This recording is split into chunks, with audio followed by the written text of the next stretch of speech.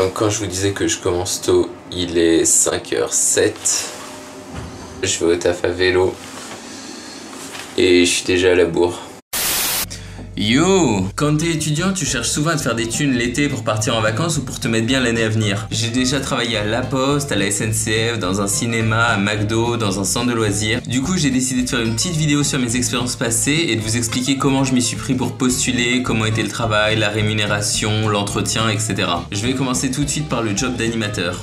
Bon, déjà pour faire ce job, il faut un diplôme qui s'appelle le BAFA. Il faut payer pour le passer, mais il est très vite rentabilisé. Quand on parle du job d'animateur, on a souvent en tête les colonies de vacances. T'es le roi des cons au pays des emmerdeurs. Mais il y a aussi des centres de loisirs où les parents déposent leurs enfants le matin et les récupèrent le soir. Moi, c'est ce que j'ai toujours fait les étés, c'est ce qui paye le mieux. De mémoire, en été, je me faisais environ 2000 € par mois et ça paye bien mieux que les colonies de vacances parce que l'animateur est nourri et logé. En s'y prenant à l'avance, vous devriez trouver juste en postulant à la mairie de votre ville et c'est même possible d'y travailler les midis pendant les périodes de cantine. L'avantage de ce job, c'est que tu passes de super moments avec les enfants et que ça te fait de vrais souvenirs super cool. T'es quand même payé pour faire des cabanes dans la forêt et emmener les enfants à la piscine. L'inconvénient, c'est peut-être que c'est un job fatigant où tu comptes pas tes heures et où t'as la responsabilité d'enfants qui sont pas les tiens. Passons à McDo.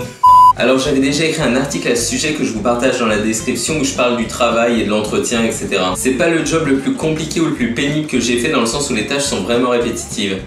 Place ou à emporter. Mais il y a des périodes creuses avec peu de clients et des périodes de rush où il faut vraiment pas perdre le rythme. C'est un job où tu peux être sous pression. T'as la pression de ton manager qui est derrière toi et qui veut que tu sois rentable et efficace. T'as aussi la pression d'avoir une file devant toi de gens impatients qui ont envie d'être servis vite. Après, ce ressenti est propre à chacun et ça dépend aussi de l'équipe avec laquelle tu travailles et du McDo dans lequel tu travailles. J'ai une pote qui travaillait là-bas en parallèle de ses études et qui a vraiment kiffé et qui passait des bons moments alors que moi c'était pas du tout mon truc. Pour l'anecdote, je me rappelle qu'il y avait un client qui avait mangé son Big Mac aux 3/4 et qui était revenu vers nous en disant qu'il avait un goût de lessive. Du coup, on lui en a filé un nouveau. Du coup, vous savez ce qu'il vous reste à faire pour avoir un autre Big Mac gratos. Personnellement, j'ai déjà testé toute la carte 2 fois.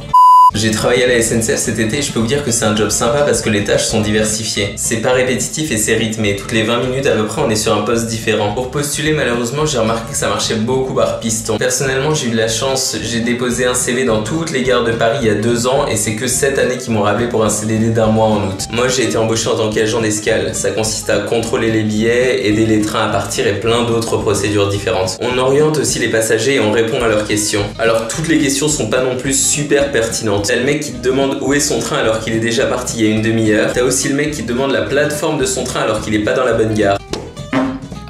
Bref, la SNCF c'est un job cool mais avec pas mal de responsabilités et de procédures assez strictes. L'avantage c'est qu'au travail t'as un sifflet et un talkie-walkie et ça c'est plutôt cool. L'inconvénient, ça peut être les horaires où tu peux être amené à travailler avant 6h du mat ou à finir vers minuit. Il fait encore nuit dehors, mais le côté positif, c'est qu'il y a personne et ça réveille. Mais si je dis pas de bêtises, avant 6h du matin et après 21h, t'es payé de nuit et donc ça peut être avantageux. Tu peux aussi avoir la frustration de voir des gens partir en vacances alors que toi, tu restes sur le quai toute la journée. Malheureusement aussi, en CDD saisonnier, on n'a pas les avantages qu'ont les cheminots pour partir en vacances quand ils veulent à des prix super intéressants. Je crois que j'ai fait le tour de la SNCF, du coup, on va passer à mon expérience au cinéma.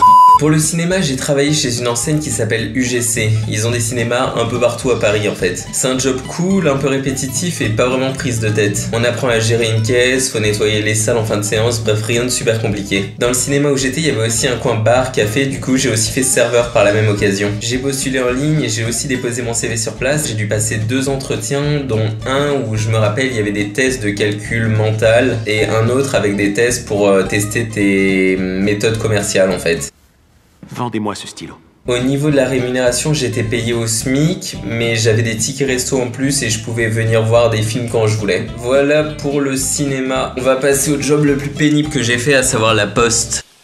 À quelle famille appartient cet écu? Pour la poste, j'ai été pistonné, mais en vrai, il y a trop moyen d'y travailler comme ça juste en déposant son CV. Je sais aussi qu'il y a pas mal d'annonces pour la poste dans les boîtes d'intérim. J'y ai travaillé en juillet de cette année et je considère que c'est l'un des jobs les plus pénibles que j'ai fait, si c'est pas le plus pénible en fait. La journée d'un facteur, ça commence environ vers 6h30 et pendant environ 3 heures, on trie le courrier qui arrive dans des caisses avant de partir en tournée. Personnellement, j'avais que 3 rues à faire, mais 3 rues, ça représente environ 40 boîtes et parmi ces boîtes, il y en a qui sont vraiment dégueulasses avec les gens qui qui écrivent au crayon sur la boîte et où il faut décrypter. Je suis du genre à aimer le contact avec les gens et à travailler en groupe, et pour le coup la poste c'est vraiment un job en solo où tu travailles vraiment tout seul. Le matin tu tries le courrier plus ou moins tout seul, même si t'es entouré d'autres gens, et quand t'es en tournée tu pars vraiment en solo, t'es tout seul avec ton caddie ou ton vélo, et si t'as une galère tu dois vraiment apprendre à gérer le truc tout seul en fait. C'était pénible, mais je regrette pas du tout de l'avoir fait, dans le sens où je verrais plus le travail de mon facteur de la même façon. Ça m'est arrivé une fois, j'ai eu un pourboire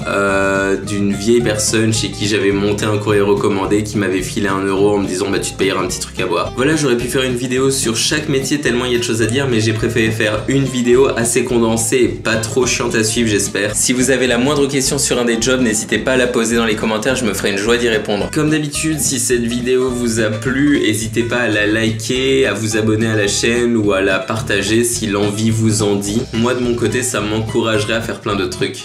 À la prochaine.